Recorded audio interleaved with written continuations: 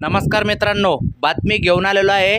शेंद्रा ते बिडकीन 72 किलोमीटरचा जो ग्रीनफील्ड प्रकल्प मार्ग आहे, तर या संदर्भात होय मित्रांनो, ही बातमी सांगण्यापूर्वी एक विनंती करतो, आपण जर नवीन असाल आणि पहिल्यांदा आपले व्हिडिओ बघत असाल तर अवश्य आपल्या चॅनलला लाईक व सबस्क्राईब करून घ्या, फॉलो करून घ्या, जेणेकरून तुम्हाला दररोजचे अपडेट घरबसल्या बघायला मिळेल। सुरुवात करतो मित्रांनो या बातमीने। मित्रांनो, जवळपास 2 दिवसात अलाइनमेंट निश्चित होण्याची शक्यता, युद्ध पातळीवर सर्वेक्षण सुरू।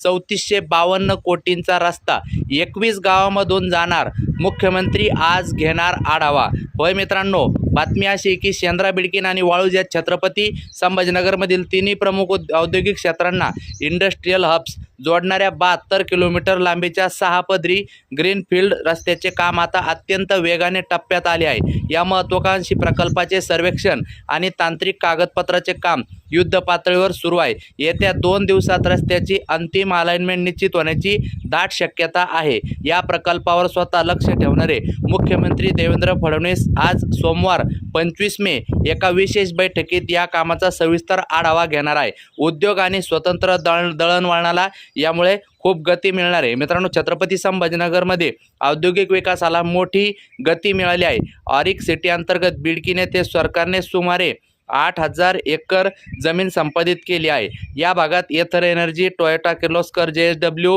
ग्रीन मोबिलिटी, लुब्रिझोल यासारख्या बलाढ्य जागतिक कंपन्यांनी मोठ्या गुंतवणुकीची घोषणा केली आहे। या कंपन्यांकडून तब्बल 1261 कोटी रुपयाची गुंतवणूक अपेक्षित आहे। त्यातून सुमारे 3300 रोजगार निर्माण होणार आहे।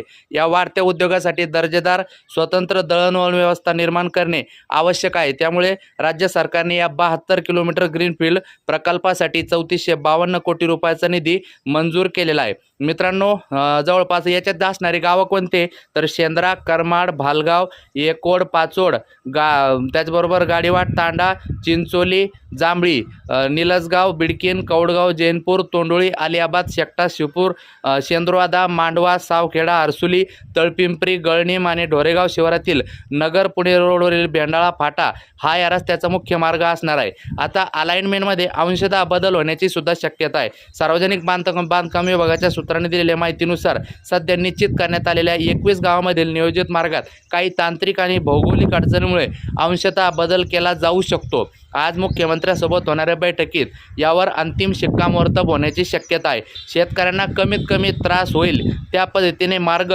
निश्चित केला जात आहे। मित्रांनो, प्रशासकीय यंत्रणा सज्ज आहे, प्रकल्पाला आता वेग येत आहे। तुमचे अजून काही प्रश्न असेल तर कमेंट करा।